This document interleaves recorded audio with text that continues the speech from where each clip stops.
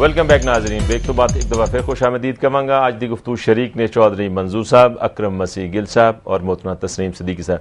जी चौधरी साहब, गल कर रही थी कि तुम देखिए मैं अलायंस सियासत ज़ाती तौर पर तो मैं इन्हों का मुखालिफ ही हाँ, लेकिन क्यों अलायंस बनाने पे जी बार बार गल होंगी कि तुम फलां जमात नाल कीता। अच्छा इतशाम साहब आ गए ना, हम आर्गू इको वारी लांगे इतशाम साहब ने लै ली। अस्सलाम वालेकुम इतशाम साहब। वालेकुम सलाम। इतशाम साहब, मैं आज इस मेरे नाल चौधरी मंजूर साहब ने, अकरम मसीह गिल साहब और एक तस्नीम मोहतरमा तस्नीम सिद्दीकी साहबा गल कर रहे हैं कि जो जुलाई 1977 तो लैके अज तक का सफर जो तय किया है असी की सीखिया है और क्या सियासतदानों के अंदर कोई मैच्योरिटी नजर आती है? देखो जी, बुनियादी तौर पर तो सवाल ये कि सियासी हुकूमतों की कारकर्दगी जो लोग देखते हैं और जिस पीरियड का जिक्र कर रहे हो उस तो बाद भी लोगों की तवक्कुआत इतनी ज्यादा सन भुट्टो साहब का पीरियड और फर्दर अगे कि जी जमहूरियत का सफर किस तरह तय होगा, डिफरेंट पोलिटिकल पार्टीज के लीडर और लोग जो ने किस तरह बिहेव करेंगे, तो ये सारा कुछ देखते हैं आम तौर पर लोग कहते हैं कि उन्होंने तवक्कुआत पूरी नहीं हुई और ये नाल कहते हैं कि जी जमहूरियत के सफर के जिथे जाती मफादात लोगों ने बड़े फायदे उठाए और पब्लिक जी उन्हें सफर ही किया है, तो इस हवाले नाल तो कोई इन्ना असी ये कह सकते हैं कि अच्छा रिकॉर्ड नहीं है सियासी जमातों का, इंक्लूडिंग असी ये कहेंगे रूलिंग पार्टी का, क्योंकि रूलिंग पार्टी के बारे जो उन्होंने ओपोनेंट्स भी देख लो कहते हैं कि जी तारीख की बदतरीन हुकूमत इस वक्त जिहदे गवर्नेंस इशू ਜਿਹੜਾ ਉਹਨੂੰ ਐਡਰੈਸ ਨਹੀਂ ਕੀਤਾ ਗਿਆ, रूल ऑफ लॉ नहीं किस बिना ते असी कहां कि बदतरीन हुकूमत मतलब है क्या सिर्फ महंगाई तनासब या लोड शेडिंग तनासब? असल गल है उदा इंफ्रास्ट्रक्चर बनाना या कोई सूरत हाल नूं बेहतर करना। वो भी दौर ते देखो ना, ਜਦੋਂ ਤੁਸੀਂ ਮਾਰਸ਼ਲ ਲਾ ਦੇ ਦੌਰਾਨ ਲੋਕੀ ਗਾਇਬ ਹੋ ਜਾਂਦੇ ਸਨ, ਅੱਜ ਤੁਸੀਂ ਕਹਿੰਦੇ ਕੋਰਟ ਖੁੱਲੀ ਹੈ, ਆਜ਼ਾਦ ਹੈ, ਤੁਸੀਂ ਉੱਥੇ ਜਾ ਕੇ ਕੋਈ ਨਾ ਕੋਈ ਅਸਖਤ ਨੋਟਿਸ ਔਰ ਐਸੇ ਸਿਲਸਿਲੇ ਹੋ ਰਹੇ ਨੇ ਜਿਹੜੇ ਕਿ ਹਕੂਮਤ ਦੇ ਵੱਡੇ ਵੱਡੇ ਜਿਹੜੇ ਕਹਿੰਦੇ ਨੇ ਨਾ ਥੰਮ ਉਹਨਾਂ ਨੂੰ ਹਿਲਾ ਦਿੱਤਾ ਜਾਂਦਾ ਹੈ, ਤੇ ਫਰਕ ਨਜ਼ਰ ਨਹੀਂ ਆਉਂਦਾ। देखो जी, ये तो कोई शक नहीं है, ये डेफिनेटली ये गल है कि ਜਿਹੜਾ ਪੋਲੀਟੀਕਲ ਓਪੋਨੈਂਟਸ ਨੂੰ ਲੋਕ ਉਹਨਾਂ ਨੂੰ ਫਿਕਸ ਕਰਦੇ ਸਨ ਜਾਂ ਉਹਨਾਂ ਨੂੰ ਟਾਰਗੇਟ ਕਰਦੇ ਸਨ, ਉਹ ਚੀਜ਼ ਤੇ ਨਹੀਂ ਹੋਈ। ਡੈਫੀਨੇਟਲੀ ਇਹ ਸਿਆਸੀ ਹਕੂਮਤ ਦੇ ਇਸ ਦੌਰ ਦੇ ਵਿੱਚ ਖਾਸ ਤੌਰ ਤੇ ਅਸੀਂ ਕਹਿ ਸਕਦੇ ਹਾਂ ਕਿ ਇਹ ਚੀਜ਼ਾਂ ਨਹੀਂ ਹੋਇਆ ਔਰ ਕਿਸੇ ਹੱਦ ਤੱਕ ਇਹਨਾਂ ਦਾ ਕਲੇਮ ਜਿਹੜਾ ਨਾ ਉਹ ਬਣਦਾ ਹੈ ਕਿ ਮਨ ਕੇ ਜੀ ਠੀਕ ਹੈ ਜਮਹੂਰੀਅਤ ਨੂੰ ਫਲਰਿਸ਼ ਕਰਨ ਵਿੱਚ ਜਾਏ ਕਿ ਸਿਆਸਤ ਦੇ ਵਿੱਚ ਰਵਾਦਾਰੀ ਦਾ ਮਾਹੌਲ ਜਾਂ ਮਫਾਹਮਤ ਦੀ ਸਿਆਸਤ ਨੂੰ ਅੱਗੇ ਲਿਜਾਣ ਦੇ ਵਾਸਤੇ ਜਿਹੜੀਆਂ ਗੱਲਾਂ ਨੇ ਉਹ ਆਪਣੀ ਜਗ੍ਹਾ ਨੇ, लेकिन बुनियादी सवाल ये कि जी डिलीवर इस हुकूमत ने किया नहीं किया गया, वो हवाले नाल लोगों की तवक्कुआत आम तौर से देखने हैं पूरी नहीं हुई, चाहे महंगाई का इशू है, चाहे गवर्नेंस है, चाहे लॉ एंड ऑर्डर है, चाहे कुछ भी है, वो बहरान उस तरह बदस्तूर मौजूद ने। लोगों का ये कहना है कि जी हुकूमत ने अपने पर्सनल लोग जो इल्जाम लगाने ने उत्तों तो लैके थले तक के जी जो ट्रिकल डाउन इफेक्ट होना चाहिए सी, वो किसी जगह नहीं होया, सिर्फ जाती मफादात जो ने उन्होंने तकवीत दी गई हर सतह के उत्ते। बहुत बहुत शुक्रिया इतशाम साहब जी, तुसी सुनी इतशाम साहब दी, लेकिन इस तो पहला जिहड़ी गुफ्तगू सी असी उहनूं कंटिन्यू करके फिर इहदा सवाल दा जवाब लांगे कि हुकूमत दी जिहड़ी देखो ना इस वेले पीपल्स पार्टी का जो साड़ी रिसर्च है उसके मुताबिक 45 तो ज़्यादा सीटां जिहड़ियां ने पीपल्स पार्टी कोलों खोईयां गईयां इस इलैक्शन दे विच, और उस तो बाद पीपल्स पार्टी ने पार्टियां नूं तोड़न दी बजाय पार्टियां दे नाल गल कीती। पीपल्स पार्टी कर सकती सी और सदर साहब दे इलैक्शन तो बाद साडे कोल ऐसे हालात आए सन कि बहुत सारे लोग सन मुख्तलिफ पार्टियां दे जिहड़े ज्वाइन करना चाहते सन पीपल्स पार्टी, लेकिन पीपल्स पार्टी ने यह हरकत नहीं की। सो एक ये भी गल याद रखनी चाहिए कि असी फिर उस सारे अहत जिहड़े जबर दे नाल गुजर के आए सा जबर दे नाल बाज़ औकात उस 5 जुलाई का एक भी है कि जबर दे नाल बहुत सारियां पार्टियां तोड़ दित्तियां गईयां सन और जबर दे नाल बहुत सारियां पार्टियां जोड़ दित्तियां गईयां सन। असी उस रवायत नूं लैके नहीं चले, गो मुश्किल है। सो इस हवाले नाल सानूं देखना पएगा, लेकिन एक गल होर बड़ी अहम है और ये गल सानूं सारियां नूं सोचनी पएगी कि हमेशा आलमी कुव्वतां ने मार्शल लावां नूं क्यों आउटराइट सपोर्ट कीता है। वो अयूब खान की मार्शल ला होवे, वो ज़ियाउल हक की मार्शल ला होवे, वो जनरल मुशर्रफ की मार्शल ला होवे, उन्होंने आउटराइट मार्शल लावां नूं सपोर्ट किया और मार्शल लावां नूं बेपनाह पैसा दिता है, मार्शल लावां नूं बेपनाह सपोर्ट दी, जिसकी वजह तो एक हद तक मुइशत के अंदर अगर तुम तिना अदवार च देखो तो एक हद तक इजाफा तो नजर आता है, वाधा नजर आता है। सो ओदी वजह आलमी कुव्वतां सर क्यों किया, इसका जवाब भी जरूरी है कि उन्होंने उन्होंने आलमी कुव्वतां दे एजेंडे नूं बगैर किसी चैक तो अगे वधाया। सो इसलिए उन्होंने सारियां मार्शल लावां दी डाउन इफेक्ट कोई नजर नहीं आता, क्योंकि ज़ियाउल हक जो फैसला करदा सी, अयूब खान जो फैसला करदा सी, जनरल मुशर्रफ जो फैसला करदा सी, उन्होंने कोई क्वेश्चन नहीं सी। ਲੇਕਿਨ ਹੁਣ ਤਾਂ ਇਹ ਹੈ ਕਿ ਅਗਰ ਅਮਰੀਕਾ ਕੋਈ ਗੱਲ ਕਰਦਾ ਹੈ ਤਾਂ ਅਮਰੀਕਾ ਦੇ ਅਗੇਂਸਟ ਤੁਸੀਂ ਚਾਈਨਾ ਕੋਲ ਵੀ ਜਾਂਦੇ ਹੋ, ਤੁਸੀਂ ਰਸ਼ੀਆ ਕੋਲ ਵੀ ਜਾਂਦੇ ਹੋ। ਜ਼ੁਲਫਕਾਰ ਅਲੀ ਭੁੱਟੋ ਦਾ ਕਸੂਰ ਕੀ ਸੀ? ਉਹਦਾ ਵੀ ਇਹੀ ਗੁਨਾਹ ਸੀ ਕਿ ਉਹਨੇ ਦੁਨੀਆ ਦੀ ਸਿਆਸਤ ਦੇ ਅੰਦਰ ਉਹ ਸੈਟ ਪੈਟਰਨ ਨੂੰ ਚੈਲੰਜ ਕੀਤਾ ਸੀ। 1974 ਦਾ ਜਿਹੜਾ ਆਇਲ ਸ਼ੌਕ ਸੀ ਉਸ ਦੀ ਜ਼ਿੰਮੇਦਾਰ ਉਹ ਕਹਿੰਦੇ ਨੇ ਕਿ ਜ਼ੁਲਫਕਾਰ ਅਲੀ ਭੁੱਟੋ ਹੈ। ਔਰ ਜ਼ੁਲਫਕਾਰ ਅਲੀ ਭੁੱਟੋ ਨੂੰ ਕਿਹਾ ਸੀ ਹੈਨਰੀ ਕਿਸਿੰਜਰ ਨੇ ਕਿ ਅਸੀਂ ਤੈਨੂੰ ਦੁਨੀਆ ਦੇ ਲਈ ਖੌਫਨਾਕ ਮਿਸਾਲ ਬਣਾ ਦੇਵਾਂਗੇ। ਔਰ ਜ਼ੁਲਫਕਾਰ ਅਲੀ ਭੁੱਟੋ ਨੇ ਕਿਹਾ ਸੀ ਲਾਹੌਰ ਦੇ ਅੰਦਰ ਤਕਰੀਰ ਕਰਦੇ ਹਾਂ ਕਿ ਇਹ ਤੁਸੀਂ ਮੇਰੇ ਨਾਲ ਗੱਲ ਨਹੀਂ ਕਰ ਰਹੇ ਹੋ, ਇੱਕ ਫਰਦ ਨਾਲ ਗੱਲ ਨਹੀਂ ਕਰ ਰਹੇ ਹੋ, ਤੁਸੀਂ ਤਾਰੀਖ ਦੇ ਇੱਕ ਧਾਰੇ ਨਾਲ ਗੱਲ ਕਰ ਰਹੇ ਹੋ। ਤੁਸੀਂ ਮੇਰਾ ਇੱਕ ਪੁੱਤਰ ਮਾਰ ਦਿਓ, ਤੁਸੀਂ ਮੇਰਾ ਦੂਜਾ ਪੁੱਤਰ ਮਾਰ ਦਿਓ, ਤੁਸੀਂ ਮੇਰੀ ਧੀ ਨੂੰ ਕਤਲ ਕਰ ਦਿਓ, ਲੇਕਿਨ ਮੈਂ ਜਿਹੜੀ ਗੱਲ ਕਰ ਰਿਹਾ ਮੈਂ ਉਸ ਤੋਂ ਪਿੱਛੇ ਨਹੀਂ ਹਟਾਂਗਾ। ਔਰ ਉਹਨੇ ਉਹ ਗੱਲ ਕਰਦਿਆਂ ਜਵਾਬ ਦਿੱਤਾ ਸੀ ਹੈਨਰੀ ਕਿਸਿੰਜਰ ਨੂੰ। ਜ਼ੁਲਫਕਾਰ ਅਲੀ ਭੁੱਟੋ ਨੇ ਬੜਾ ਤਾਰੀਖੀ ਜਵਾਬ ਦਿੱਤਾ ਸੀ। ਉਹਨੇ ਕਿਹਾ ਤੁਸੀਂ ਜਿੱਥੇ ਬੈਠੇ ਹੋ ਇਹ 5 ਦਰਿਆਵਾਂ ਦੀ ਧਰਤੀ ਹੈ। ਹੈਨਰੀ ਕਿਸਿੰਜਰ ਦੀ ਤਕਰੀਰ ਦੇ ਜਵਾਬ 'ਚ ਕਿਹਾ ਸੀ ਇਹ ਦਰਿਆ ਸਦੀਆਂ ਤੱਕ ਬੜੀ ਖਾਮੋਸ਼ੀ ਨਾਲ ਵਗਦੇ ਰਹਿੰਦੇ ਨੇ, ਪਰ ਜਦੋਂ ਇਹਨਾਂ ਦੇ ਰਸਤੇ 'ਚ ਕੋਈ ਬੰਨ ਬਣਨ ਦੀ ਕੋਸ਼ਿਸ਼ ਕਰਦਾ ਹੈ ਇਹ ਸਭ ਕੁਝ ਰੋੜ ਕੇ ਲੈ ਜਾਂਦੇ ਨੇ। ਤੇ ਉਹਨਾਂ ਨੇ ਆਪਣੀ ਗੱਲ ਹੈਨਰੀ ਕਿਸਿੰਜਰ ਦੀ ਉਸ ਧਮਕੀ ਦਾ ਜਵਾਬ ਦਿੱਤਾ ਸੀ। ਅਕਰਮ ਮਸੀਹ ਸਾਹਿਬ ਤੁਸੀਂ ਦੇਖਿਆ ਜਿਸ ਤਰ੍ਹਾਂ ਇਹਨਾਂ ਨੇ ਗੱਲ ਕੋਈ ਟ੍ਰਿਕਲ ਡਾਊਨ ਇਫੈਕਟ ਨਜ਼ਰ ਨਹੀਂ ਆਉਂਦਾ ਇਕੋਨੋਮੀ 'ਚ, ਜਾਂ ਲੋਕੀ ਚਾਹੁੰਦੇ ਨੇ ਜਿਸ ਤਰ੍ਹਾਂ ਇਤਸ਼ਾਮ ਸਾਹਿਬ ਕਹਿ ਰਹੇ ਸਨ ਕਿ ਕੋਈ ਆਵਾਮ ਨੂੰ ਰਿਲੀਫ ਮਿਲੇ। ਠੀਕ ਹੈ ਹਕੂਮਤ ਇਸ ਜਗ੍ਹਾ ਤੇ ਕਮਜ਼ੋਰ ਹੁੰਦੀ ਹੈ, ਲੇਕਿਨ ਹਕੂਮਤ ਜਿਹੜਾ ਇੱਕ ਇਨਫਰਾਸਟਰਕਚਰ ਬਣਾਉਣ ਦੀ ਗੱਲ ਹੈ, ਕਾਨੂੰਨ ਦੀ ਹੁਕਮਰਾਨੀ ਦੀ ਗੱਲ ਹੈ, ਰੂਲ ਆਫ ਲਾ ਦੀ ਗੱਲ ਹੈ, ਕੋਸ਼ਿਸ਼ ਕਰਦੀ ਹੈ, ਉਹਦੇ ਕਾਨੂੰਨ ਸਾਜ਼ੀ ਹੈ, ਬਹੁਤ ਸਾਰੀਆਂ ਚੀਜ਼ਾਂ ਨੇ।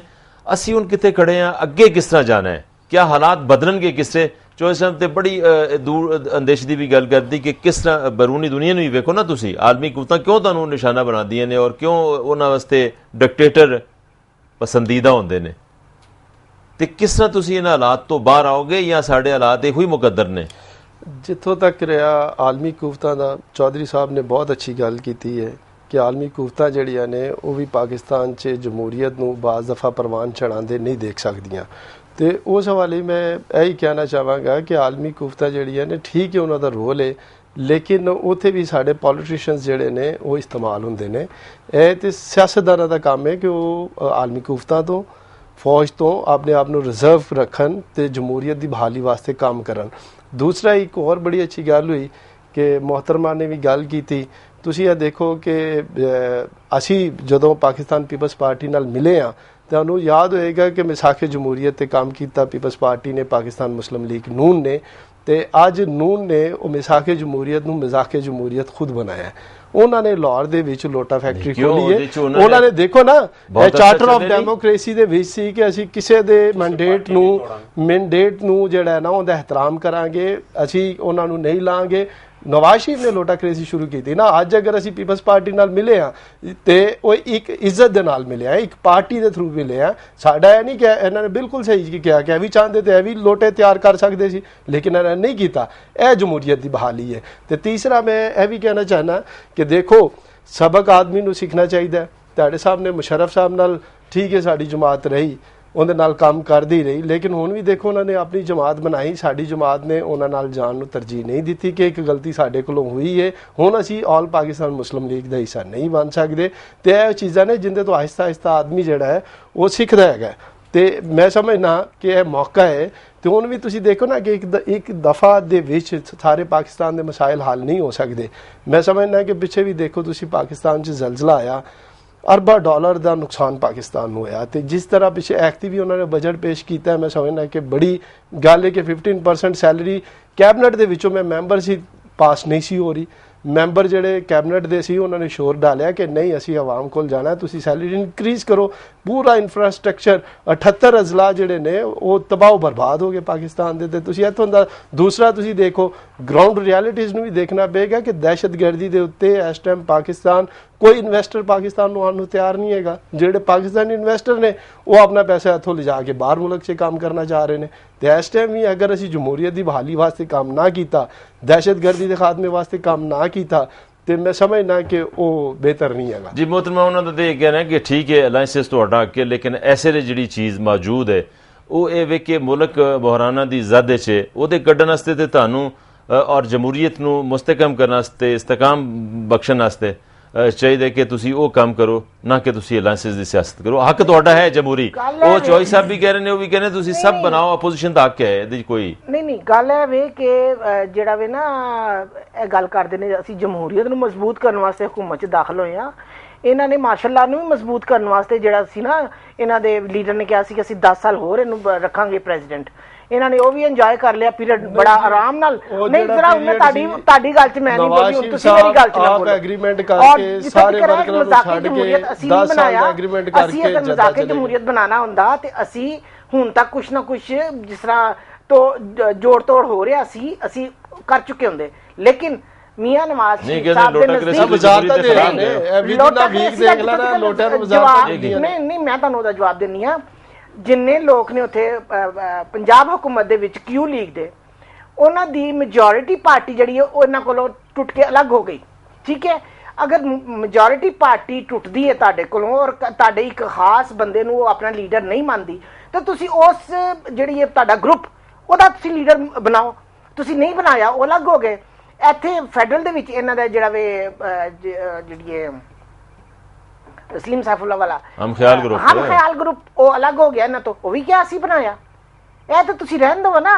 ਅਗਰ ਇਹਨਾਂ ਦੀ ਪਾਰਟੀ ਜਿਹੜੀ ਹੈ 3 ਹਿੱਸਿਆਂ ਦੇ ਵਿੱਚ 3 ਟੋਟਿਆਂ ਦੇ ਵਿੱਚ ਹੋ ਗਈ ਹੈ ਤੇ ਇਹਦੇ ਚ ਨੂਨ ਸਾਰੇ ਬੰਦੇ ਸਾਡੇ ਕੋਲ, ਇਹਦੇ ਚ ਜਿਹੜਾ ਵੇ ਤੁਹਾਡੇ ਕੋਲ ਕਿਹੜੇ ਤੁਹਾਡੇ ਤੇ ਲੋਕਾਂ ਨੇ ਲਿਖ ਕੇ ਸੈਨੇਟ ਦੇ ਵਿੱਚ ਵੀ ਤੇ ਨੈਸ਼ਨਲ ਅਸੈਂਬਲੀ 'ਚ ਵੀ ਕਿ ਸਾਨੂੰ ਆਪੋਜੀਸ਼ਨ ਦੇ ਵਿੱਚ ਅਸੀਂ ਬੈਂਚਾਂ ਤੇ ਬੈਠਣਾ, ਅਸੀਂ ਹੁਕੂਮਤ ਦੇ ਬੇਸ਼ੱਕ ਅਸੀਂ ਉਸ ਪਾਰਟੀ ਦੇ ਲੇਕਿਨ ਅਸੀਂ ਹੁਕੂਮਤ ਦਾ ਹਿੱਸਾ ਨਹੀਂ ਬਣਨਾ ਚਾਹੁੰਦੇ।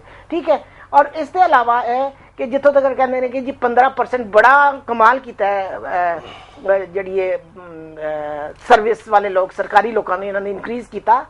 ਤੇ ਕਿਆ ਇਹਨਾਂ ਨੇ ਇਹ ਦੇਖਿਆ ਕਿ ਬਿਊਰੋਕ੍ਰੇਸੀ ਜਿਹੜੀ ਹੈ 21 22 20 ਗ੍ਰੇਡ ਦੇ ਲੋਕਾਂ ਦਾ ਇਹਨਾਂ ਨੇ ਕੀ ਕੀਤਾ? 55,000 ਰੁਪਇਆ 55,000 ਰੁਪਇਆ ਤੁਸੀਂ ਹੁਣ ਮੇਰੇ ਗੱਲ 'ਚ ਕਿਉਂ ਬੋਲਦੇ ਹੋ ਮਸੀ ਸਾਹਿਬ? ਮੈਂ ਤੁਹਾਡੀ ਗੱਲ 'ਚ ਨਹੀਂ ਬੋਲੀ। ਨਹੀਂ ਵੈਸੇ ਨਾ ਦੱਸੋ ਨਾ ਤੁਸੀਂ, ਮੈਂ ਵੀ ਬਹੁਤ ਕੁਝ ਦੱਸ ਸਕਦੀ ਸਰ ਜਦੋਂ ਤੁਸੀਂ ਬੋਲਦੇ ਹੋ। 55,000 ਰੁਪਇਆ ਉਹਨਾਂ ਨੂੰ ਸਿਰਫ ਪੈਟਰੋਲ ਦਾ ਮਿਲ ਰਿਹਾ ਔਰ ਉਹਨਾਂ ਨੂੰ ਨਵੀਆਂ ਗੱਡੀਆਂ ਮਿਲ ਰਹੀਆਂ ਜਿਹੜੀਆਂ ਕਿ ਮੁਸ਼ਰਫ ਦੌਰ ਲੰਬੀ ਬਹਿਸ ਹੈ। ਮਤਲਬ ਅਸੀਂ ਅੱਜ ਸਿਸਟਮ ਦੀ ਗੱਲ ਕਰ ਰਹੇ ਹਾਂ। ਮੇਰੇ ਵੇਲਾ ਮੌਕੇ ਬਸ ਮੁਕਸਰ ਜੋ ਕਹਿਣਾ ਕਹਿ ਦਿਓ ਜੁਮਲੇ ਦੋ ਨਹੀਂ ਜੁਮਲੇ ਦੋ ਇਹ ਨੇ ਕਿ ਇਸ ਗਵਰਨਮੈਂਟ ਨੇ ਅਗਰ ਕਰਪਸ਼ਨ ਦੇ ਉੱਤੇ ਕਾਬੂ ਪਾਣੇ ਨਾ ਤੇ ਇੱਕ ਰੈਂਟਲ ਪਾਵਰ ਜਿਹੜਾ ਮਿਸਾਲ ਤੁਹਾਡੇ ਸਾਹਮਣੇ ਮੌਜੂਦ ਹੈ ਕਿ ਉਹਦੇ ਅਰਬਾਂ ਰੁਪਏ ਦੇ ਰਹੇ ਨੇ ਉੱਥੇ ਕਿਰਾਇਆ ਔਰ ਉਹਦੇ ਚ 1 ਮੈਗਾਵਾਟ ਬਿਜਲੀ ਨਹੀਂ ਆ। ਬੜਾ ਮੁਕਸਰ ਕੀ ਮੈਸੇਜ ਦਿਓਗੇ ਅੱਜ ਇਸ 5 ਜੁਲਾਈ ਨੂੰ? मैं तो सिर्फ इन्ना ही कहना चाहना कि 5 जुलाई जिहड़ा है उसके खिलाफ लोगों ने जिहड़ी लड़ाई की सी उहदा सिर्फ सियासी नहीं समाजी मुआशी इंसाफ भी लोगों को चाहिए और उस दे विच कुछ लोग जिहड़े ने अज भी उसे एजेंडे नूं लैके चलण दी कोशिश करदे ने। दोबारा मैं मुख्तसर ये कहांगा कि 5 जुलाई बड़ा अहम दिन है ਤੇ ਹੁਣ ਸਿਆਸਤਦਾਨਾਂ ਨੂੰ ਸੋਚਣਾ ਚਾਹੀਦਾ ਕਿ ਜਮਹੂਰੀਅਤ ਦੀ ਬਹਾਲੀ ਵਾਸਤੇ ਕੰਮ ਹੋਏ। ਮੈਂ ਕਹਿੰਦੀ ਹਾਂ ਮਹਿੰਗਾਈ ਤੇ ਕਾਬੂ ਪਾ ਲੈਣ, ਕਰਪਸ਼ਨ ਤੇ ਕਾਬੂ ਪਾ ਲੈਣ, ਆਪਣੇ ਗਵਰਨਮੈਂਟ ਮੈਰਿਟ ਦੇ ਉੱਤੇ। ਬਹੁਤ ਬਹੁਤ ਸ਼ੁਕਰੀਆ। ਪੰਜਾਬ ਦੀ ਗੱਲ ਉਹ ਕਰ ਰਹੇ। ਅੱਛਾ ਪੰਜਾਬ ਦੀ ਗੱਲ ਬਹੁਤ ਬਹੁਤ ਸ਼ੁਕਰੀਆ ਚੌਧਰੀ ਮਨਸੂਰ ਸਾਹਿਬ, ਬਕਰ ਰਸੀਦ ਸਾਹਿਬ ਔਰ ਮੁਹਤਮਦ ਤਸੀਮ ਸਾਹਿਬ। ਨਾਜ਼ਰੀਨ ਤੁਸੀਂ ਮਹਿਮਾਨਾਂ ਦੀ ਗੁਫ਼ਤਗੂ ਤੇ ਸੁਣੀ ਗੱਲ ਹੈ ਵੇ ਕਿ ਚੌਧਰੀ ਸਾਹਿਬ ਨੇ ਵੀ ਕਿਹਾ, ਅਕਰਮ ਸਾਹਿਬ ਨੇ ਉਹਨਾਂ ਨੇ ਵੀ ਇਹ ਕਿਹਾ ਕਿ ਅਸੀਂ ਸਿੱਖਿਆ ਜ਼ਰੂਰ ਹੈ ਲੇਕਿਨ ਕਿਸ ਹੱਦ ਤੱਕ ਉਹ ਸਾਡੀ ਇਸ ਅੰਬਲਨ ਨਜ਼ਰ ਆਏ ਨਾ, अंबलन नजर आना चाहिए। अगर एक पार्टी दूसरी पार्टी वास्ते कोड़े भी खा रही है, मुकदमे भी दर्ज, तो दूसरी पार्टी भी ये कोई रोल प्ले करेगी तो पता लगेगा कि वाकई जमहूरीत मजबूत हो रही है। ये जमहूरीत जिस तरह अकरम मसीह साहब ने कहा कि बहुत सारिया खामियां कोताहियां कमजोरियां होणगियां लेकिन बेहतर है कि इस सिस्टम को चलन दिता जाए और आवाम की गल की। कोई मोहतरमा ने कहा आवाम के मसाइल मेरे ख्याल सब तो जरूरी होंगे ने। सियासतदान इन्हां अलायंसिस के चक्कर अवामी मसाइल को नज़रअंदाज कर देंगे ने, चाहे वो लोड शेडिंग होवे और चाहे वो CNG दी कीमतें च इजाफा होवे या कोई इकतसादी बहरान होवे, खुदकश धमाके होण, सारियां गल्लां पिछे चली जांदियां ने जदों तुसीं इन्हां अलायंसिस दे चक्कर 'च पै जांदे हो। चाहिए है कि अलायंसिस बनाए जान वो अलायंसिस जिहदे च लोकां दा फायदा होवे, आवाम दा फायदा होवे और सल्तनत पाकिस्तान दा फायदा होवे। मैं समझना इस दवा नाल कि जो कुछ भी होवे अलायंसिस बनन टुटन हरीफ हलीफ बनन जो भी होवे पाकिस्तान दी बेहतरी वास्ते और अपनी जमहूरी सोच नूं सानू मजबूत बनाना चाहिए तो फिर ही पाकिस्तान अगे वधेगा। इहदे नाल ही प्रोग्राम दा वेला मुक्किया। निसार हुसैन नूं इजाजत दिओ, रब राखा।